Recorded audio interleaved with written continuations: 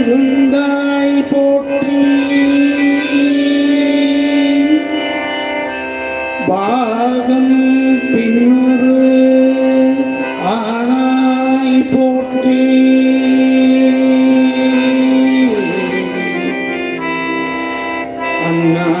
அண்ணாமலையனும் மன்னா போற்றி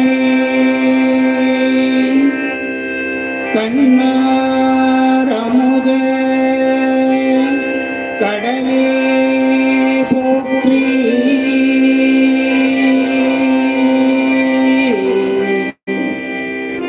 காவாய் கனக திரளே போற்றி கைலை மலையானே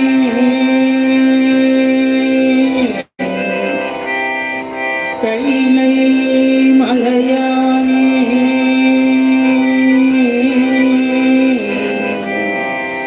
போற்றி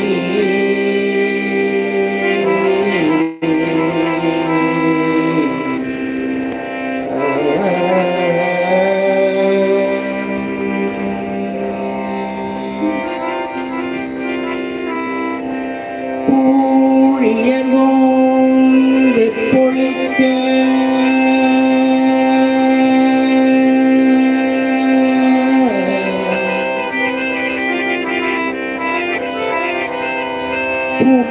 புகழியர்கோன் கழல் போற்றி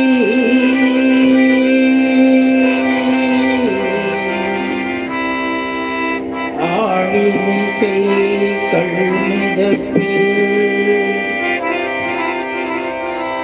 அணைந்த பிரான் அடி போற்றி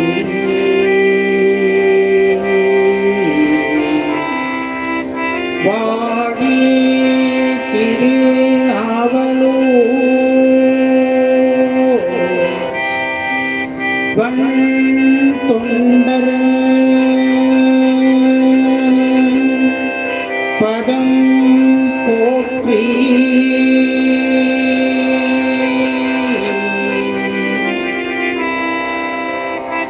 ஊழிமலி திருவாத ஊரல்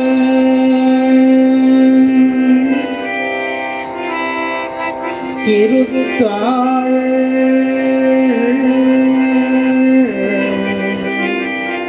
போற்றி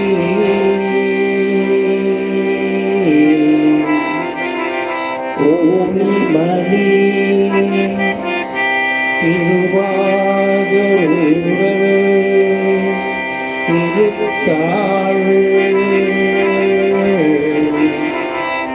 போற்றி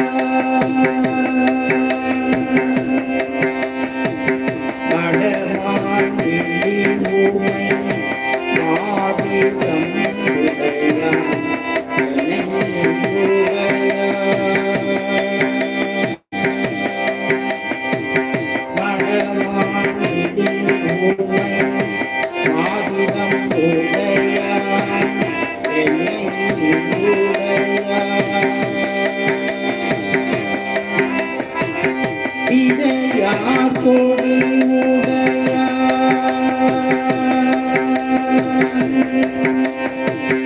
இளையா கொடி உடையான் இடமும் வீழி நிழலையே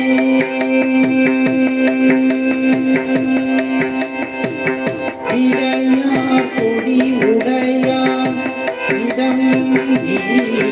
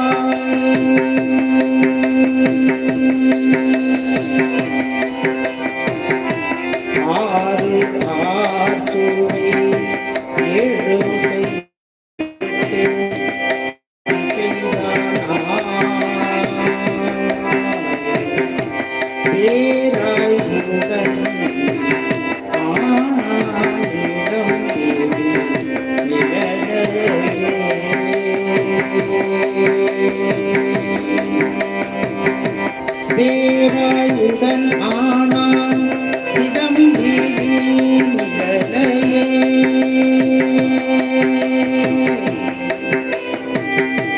இடம்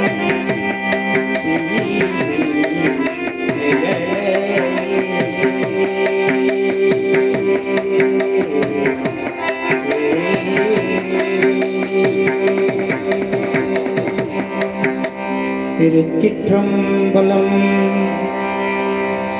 எல்லாம் வல்ல மாதுரு பாகனாக விளங்கக்கூடிய கையிலே வீட்டிலிருந்து அருள்வாளித்துக் கொண்டிருக்கக்கூடிய பெருமான் அங்கங்கெனாதபடிக்கு இந்த உயிர்கள் உய்யும் பொருட்டு இந்த பூலோகத்திலே ஆங்காங்கே எழுந்தருளி அருள்வாளித்து வரக்கூடிய ஒரு அற்புதமான இறைவன். இங்கே கீழ் விசாரம் என்று சொல்லக்கூடிய ஒரு அற்புதமான இடத்திலே, அப்பர் மடம் என்று சொல்லக்கூடிய ஒரு மடத்திலே வேதகிரி உடனுரை நஞ்சுண்டேச பெருமான் எழுந்தருளி அருள்வாளித்து வருகின்ற இந்த அற்புதமான நாளிலே இன்றைய தினம் ஆடி அமாவாசை. இந்த அமாவாசை சைவர்கள் போற்றி வணங்கக்கூடிய ஒரு அற்புதமான நாள். திருநாவுக்கரசர் பெருமான் வடநாட்டு தல யாத்திரையாக சென்று கொண்டிருக்கிறார். எப்படியாவது நாம் கைலாயத்திலே சென்று இறைவனை காண வேண்டும் என்பதுதான் அவருடைய யாத்திரையினுடைய நோக்கம். வடநாடெல்லாம் தாண்டி காடு மலை போன்ற வனாந்தரங்களை எல்லாம் தாண்டி சென்று கொண்டிருக்கின்ற பொழுது அவருடைய உடலானது ஒத்துழைக்கவில்லை. கால்களினாலே நடப்பதை தவிர்த்து முட்டிகளினாலே நடக்கிறார். முட்டியும் தேய்ந்து ரத்தம் பாய்ந்து ஓடுகிறது. முட்டியாலும் அவரால் நடக்க முடியவில்லை. உடம்பினாலே எப்படியாவது நாம் கைலாயத்தை அடைய வேண்டும் என்று உடம்பினாலே ஊர்ந்து ஊர்ந்து சென்று கொண்டிருக்கிறார். இதையெல்லாம் கண்ணுற்ற கைலாயப்பதி, கைலாயத்திலே வீற்றிருக்கக்கூடிய சிவபெருமான் அவருக்கு எதிர்காட்சி கொடுத்து கைலாயத்தை இப்பொழுது நீ சென்று அடைய முடியாது, நீ சென்று திரும்பிவிடு என்று ஆணை பிறப்பிக்கிறார். அதற்கு திருநாவுக்கரசர் பெருமான், மாலும் இந்த உடம்பை கொண்டு கைலாயத்தை காணாமல் மீளேன் என்று இறைவனிடத்திலே சொல்லுகிறார். இறைவனும் அவருக்கு எத்தனையோ உபாயங்களை சொல்லியும் அவரால் அந்த கைலாயத்தை சென்று அடைய வேண்டும் என்கின்ற நோக்கம் விட முடியவில்லை. உடனே இறைவன் ஒரு குளத்தினை காட்டி இதிலே மூழ்கி நீ திருவையாற்றிலே எழுவாயாக, அப்பொழுது உமக்கு நாம் கைலாய காட்சி கொடுப்போம் என்று சொல்லுகிறார். அப்படி அந்த குளத்திலே மூழ்கி திருவையாற்றிலே ஒரு குளத்திலே அவர் எழுகிறார். அந்த எழுந்த நாள் தான் இந்த ஆடி அமாவாசை. அப்பொழுது இறைவன் கைலாயத்திலே எப்படி இருக்கிறார், எப்படி காட்சி கொடுத்தார் என்பதை அவர் நமக்கெல்லாம் பாடி அந்த காட்சியை மனக்கண்ணின் முன்னே நமக்கெல்லாம் காட்டுகிறார். அண்ட சராசரங்களை எல்லாம் வைத்து,